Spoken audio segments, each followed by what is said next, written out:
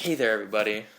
You know, me and Abraham, we come to you weekly and talk to you about video games, but it's not all of our heart's love doesn't go to video games. Oh yeah. You know, we got a few other things that we love, like ladies, but not just ladies. Right. Ladies are great. Alcohol. Yeah. Maybe some extracurricular activities that we won't get into. Yeah.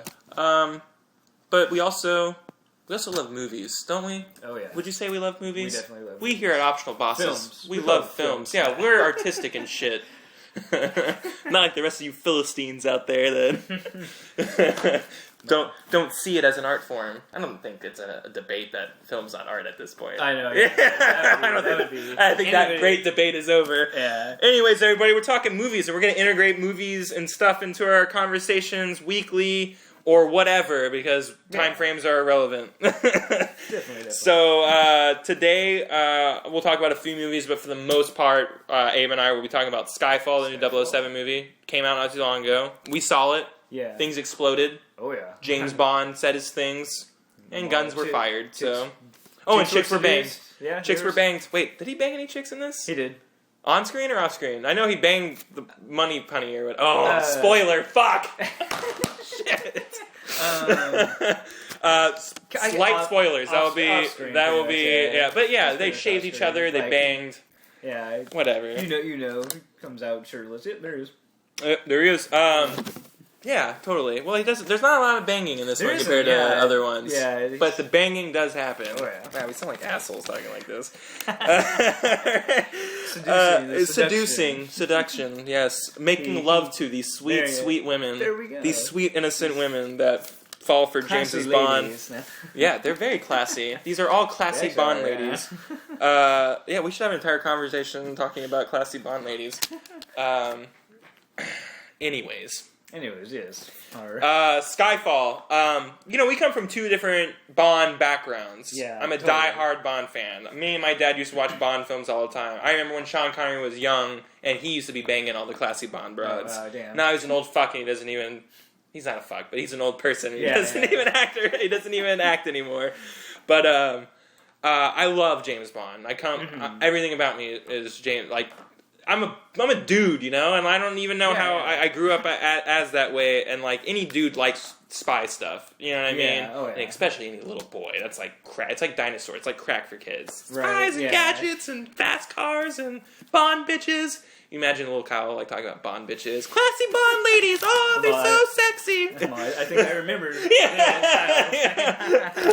No. I actually have an entire fan site called ClassyBondLadies.com. Nice. What about you? I'm kind of the opposite. My dad was never really into Bond films. He like we both appreciate them for what they are, and we like them, but he never was really into it. So obviously never rented at Blockbuster. You guys don't know, it's kind of a Netflix thing, but you actually walked into a store. Wait, can you explain this to me? I don't really know how this works. You walk into a store, right, and you... What is it, like a library for VHSs or something? Yeah, this is VHS days, and like SNES cartridge days, and you have a membership, and you pay money, like dollar bills, For a membership? No, the membership was free. Was it? Okay. I think it was free. Mine was free, but and you take it home and you rewind it. You get a physical copy of it and everything. Copy, yeah. Wait, so there's this whole wow. This may be a whole other podcast. I know. But no, okay. So we never really rented them, so I never really watched them very much. So, never participated in 25 Days of Bond or whatever that TNT usually does. Yeah, but I do like them, but I don't get super excited over them. But I like them. Was Pierce Brosnan like your Bond? Like, because that was our Bond growing as the 90s Bond. Pierce Brosnan. Was there any Bonds that you watched before that? None before that. I mean, I knew about them. They existed, but So you've never seen any other James Bond besides Pierce Brosnan and Daniel Craig Bonds? Daniel Craig, nope. Missed out on them. So, for shame, I know we're on this, but... that's happening. This is okay, interesting. That's cool. But that said, I did like Skyfall a whole lot. I just not one that I could get really super excited. I was like, yeah, that was a good film. But, it's a good action film. Oh yeah, definitely. And I liked the other two also. Casino Royale. People hate Quantum of Solace. I thought it was. I thought it was a cool movie. Yeah, but it was fun. Yeah, I remember not disliking it, so I was like, this is a nice film. Yeah, it wasn't very James Bond. Like, yeah, that guy just got his heart broken. Like, that was the whole entire point of these movies it was a setup to how he is the way he is now. Yeah. But anyways, I really enjoyed it too. The opening sequence was very Bond-esque, where they always had that big action set piece at the very beginning, and then the awesome, very trippy psychedelic intro starts. Yeah. Which, by the way, I watched the intro to Casino Royale with a Snake Eater, so on YouTube. Does it work? Yeah, it works pretty well. They had to splice the song because the intro to Casino Royale is a little bit longer than the song, so they had to splice it up a little bit. But it was nice. It works. Yeah. Okay, I'll have to check that out. Interesting. It's fun. Just for kicks. I did that. So. Well, without diving into spoiler territory too much, because this movie is still kind of fresh, and we don't want to alienate viewers. The movie really centers on like M's relationship to James Bond, which never was a thing ever. Which I actually was intrigued by and enjoyed quite a bit. Same here. And they were calling her mom all of a sudden, which was, I imagine. That's maybe what M kind of maybe stood for the entire time, but then the dude, I don't want to get into spoilers, but I don't really know. That's great. I thought that was all great. I thought the bad guy was super awesome. He was amazing. Yeah, he was so good. He was so creepy, and when you first meet him, and he's like being very sexual to James Bond. He's like, did they train you for this? I thought that was so hilarious because they don't train you for that. You don't have gay training, anti-gay homophobe training or whatever. Right. So that was really funny, and that guy's acting is amazing. Oh yeah, I love him when I fucking cherish him. He was great in No Country for Old Men too. Oh yeah, and he did a whole entire different evil in this movie. It was not like the evil he had portrayed before. This was completely new. It was completely different. It was a hint of insanity with a stroke of genius. And just let the psychopath free. Definitely. Really enjoyed the bad guy though. Enjoyed a lot of the characters. Enjoyed the new Q, the young buck guy. I like the little banter. Their banter was amazing. I really enjoyed that. He also played the bisexual guy in Cloud Atlas. So he must be coming out. He must be a pretty big English actor, but I think he's getting stateside movies finally. Awesome. That's which I really like him. He did great in Cloud Atlas. Did great in this movie too. Definitely. They had a reoccurring theme, which I really loved the entire movie, and it was the theme of old versus new. Yes. And it was beautiful. How sometimes, even though newer is new, sometimes the old ways just work better, and vice versa. Sometimes the old ways just don't work, and you have to adapt and have new ways, And I think it showed both sides brilliantly. They did a very good job on that. I like in doing that too. Since it's the anniversary, they also paid a lot of homage to the old films. Seeing that old classic Bond car was awesome for me. and it's like, I know I haven't seen those, but I could tell where there was a little interlude of like, here's this, and this is probably a reference to an older one, or just in general the old Bond I like the exploding pen reference. We don't really do exploding pens anymore. So I love those. I like that little, it's like that nod, tip of the hat. Totally. Great little moments like those. There was one particular scene in the movie where they're in Shanghai and they're in like a mostly glass building with like glass walls and the glass doors and everything like that. And then outside in Shanghai they have a very vivid neon sign or whatever, but the neon sign acts as the window, so it looks like stingrays and other neon things are like kind of flying, flying by outside. And it's a beautiful scene, and we haven't even gotten to that entire just the setup of the scene, which is amazing. And the ambiance and everything, and the sound, and it raised the tension of the scene, and then this ridiculously epic close quarters combat fight scene erupts where they're fighting over a sniper rifle, and every single time they shoot, it like lights up the entire room so you can see them better, even though you can still see them when the lights are off, and it's a silhouette fight. It's just a silhouette. One of the coolest action scenes ever shot ever, and it lasts like 10 seconds. It was short, but like it's the short ones are usually sweet. One of my favorite scenes in the Matrix, fight scenes in the Matrix, is Matrix Reloaded, and it's the scene where Morpheus is fighting the twins with the sword, and then he gets them away and then shoots them with a fully automatic Glock, and it lasts like 5 seconds. Greatest scene in the entire movie. Oh my gosh, yeah. No, that was, oh my god, the Bond, that was a great, I was like, whoa. I had to lean forward in my chair and just damn. I came home and tried to look for it online, like the scene, and I was it's too new, so I couldn't. I was like, I just want to watch that again. It was so good. Yeah, the gorgeous scene though, brilliantly shot, beautifully choreographed, really short, really sweet, realized completely well. I mean, they really knocked it out of the park with this one, and they're saying that this guy is on board to direct the next 2 Bond films, and apparently the next 2 Bond films may be a 2-parter, which is the first time ever. Even though like Quantum of Solace takes place kind of right after Casino Royale. Think of this as like the movie's going to end halfway through no resolution. Yeah, you know what I mean? Like that's interesting. Okay, so I could, I think that'd be good. I think James Bond. This had one of the biggest opening weekend, or the biggest opening weekend for James Bond, for any James Bond film, and it rivaled like a lot of movies. And I'm not Avengers numbers or anything like that, obviously, but like it did really, really well, good enough to like fast track like a couple sequels. So awesome, that's really cool. If I had anything to say about the movie that I didn't really like too much, I think everything fell apart in the third act. Like everything. Got a little weak there. Even saying weak, I mean, it sounds like you're the one being nice now, but like I would say literally everything fell apart in the third act, and like the entire movie could do with the third act rewrite, and like it may save it to be one of the greatest movies ever, but like. Up until that point, I was like, this is awesome. And I can't even say it's better than Casino Royale, though, because it's just the third act, just like everything doesn't... I like the ending, though. A nice little bow at the end, but like the... what's the chart thing? What's the resolution? Not the resolution. What's the downfall? Climax, it goes... That is resolution, yeah. It's the resolution. Well, I thought the end was resolution. Epilogue, right? Well, that's like no. We're talking about silly English like pie charts or whatever. Anyways, the fall down from the climax, like that, all that stuff was a mess. So. Yeah, definitely. Anyways, that's Skyfall. I just wanted to maybe shoot the shit with you about a couple other movies I've seen. Maybe get you changed. Maybe get you in on a couple of these. Cloud Atlas, which I just mentioned earlier. Ryan read the book. I saw the movie. We exchanged notes. Very similar, it sounds like. Okay, some things were left out. I think the theme of love is more prevalent in the movie, and it's not so much a theme in the book. Okay. And then apparently in the book, they actually explain to you what a Cloud Atlas is, and in the movie, they don't. They don't, okay. But, like, it's a piece of music, but, like, that's not really what it is. Okay. Apparently in the book...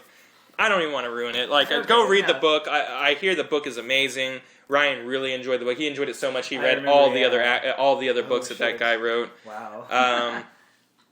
See this movie, man. It's great. I can't believe that. I can't believe this movie's not doing better than it should. Yeah, it made like no money, and the budget on it was astronomical. So no movie like this will ever be made again. The reviews are really subpar for it. 60-70%. Yeah. Like, damn. So that's what's turned me the Fountain got bad reviews too, though. And like this is. Have you ever heard of The Fountain? No, I've seen The Fountain. You've seen The Fountain. This movie is a lot like The Fountain. A lot like that. Okay, I can. Did you like The Fountain? I like that. People didn't like it because it was convoluted and you had to kind of work for the story. You know what I mean? So it was told like out of chronological order. You had to work to get something out of it. It's much like this movie a lot. Okay. Yeah. I didn't even tie up a lot of loose ends until like a week later, and I was just like, oh my god, and then she listened to his music and they're at different parts of time and he's his ancestor and blah blah blah. Like, it's crazy. So this movie is so much like The Fountain that this movie could have almost been directed by Darren Aronofsky, I think. But that's the sad part. Made shit for money, and the budget was like it's been shooting for 4 years. Wow. Like it's just a really huge fucking budget. I mean, like it sucks. So. That really does suck. I think I've liked every single one of the Wachowski brothers movies, though, except for maybe The Last Matrix. We don't have to talk about that, though. I even like Speed Racer. I like Speed Racer. Fucking Speed Racer. Hate Speed Racer. I know. Whatever. I know people that like Speed Racer the cartoon hate the movie, and I'm just like, that's for you. Like that's they're grown ups, just like we're grown ups, and they're writing it for them, for us. You know, you're an asshole. Yeah. Okay, I've also seen Sinister lately, which I think Ryan and I are going to try and do an episode because he saw Sinister too. Oh, he saw it too. Oh, yeah. He liked it. I hated it. So that will be a very interesting podcast. I know, that's definitely... I watched Lockout. That's on Netflix. Did you ever watch Escape from New York or Escape from LA? You're going to hate me? No. Okay, yeah, I think we had this conversation before. That's where like Hideo Kojima loves those movies, and all it is, it's Right. it's like one sole person one sole person goes into isolated area and like has to get someone, and then all while it's going on, like chaos is happening. That's the basic premise for those movies. Same exact movie in space, starring Guy Pearce. Yeah, this is starring Guy Pearce. The movie is not good. Okay, it's not good. It's very fun. Maybe one of the funnest movies I've seen in a long time. Not a good movie. Extremely fun. Guy Pearce. Guy Pearce. He plays such a badass and has the most badass one-liners, and everything about him is just so badass that like you're just like, I just can't wait till he's on the screen next second. Whatever's happening now, I don't even care about. But like, but I would recommend this movie. As awful as this pseudo review is, I would totally 100% recommend this movie to anybody. Okay. Oh damn. It's on Netflix Instant Queue. Okay. And so are all these movies, besides this last two that I've mentioned. Any movie I've ever said to you, go watch this, is on Instant Queue, Abraham, most likely. Okay. So it's kind of like Teenage Mutant Ninja Turtles, where it's really just a bad movie, but it's fun. It's exactly right. All right. It's exactly right. It's very it feels like a 90s movie where, awesome. Like Congo, not a good movie. Fucking fun. Oh, yeah. It's monkeys killing each other, and there's volcanoes, and diamonds, and laser weapons. Just like that, yeah. Just like that. Oh, okay, that's awesome. No. On the flip side of things, Centurion. Oh yeah. Roman legionnaires, or something like that. Roman soldiers are with a unit. They get ambushed, and these guys are in enemy territory and have to make it back across. And all the while being pursued by a witch who's just really a really good tracker. Oh, okay. Great movie, man. Stars Michael Fassbender. He's the android. And Prometheus, which I still haven't seen. So nice. I would watch that. That's on Netflix too. Okay, yeah, that one's reviews are subpar too. So I was like, well, I've seen the case, and I'm like, oh, this looks very interesting. Did you ever see Spartacus, Blood on the Sand, or any of the Spartacus Showtime? Okay, are you familiar with the stylization that it does? It's kind of 300 stylization over dramatic blood, CG and stuff. Okay. That's how this is shot. Just the blood though, not the entire thing. Everything's not backdropped on like trippy environments or anything. But the blood is like so ridiculous in CG, but it's kind of fun. Okay. But the movie's serious and it's cool.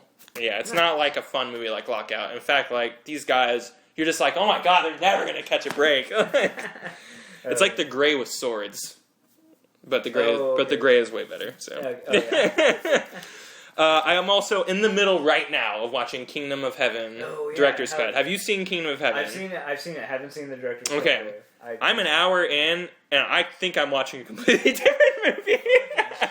Okay. Guess how long this movie is? Isn't it like 3, 4, 5? Wait. Okay, the original is 3 hours long. That's right. 3.5 hours long.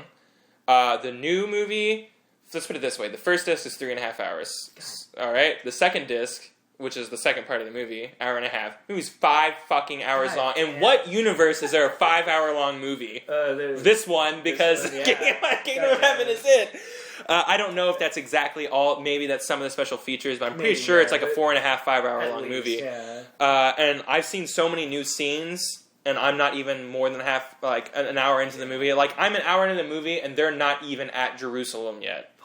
Shit. Yeah, like they're still he's still talking to his dad and stuff like that. I'll have to see this one. It's really there's so much more context. It's really cool. Oh my god! So I'm gonna probably finish that the rest of the night if I don't pass out from after this.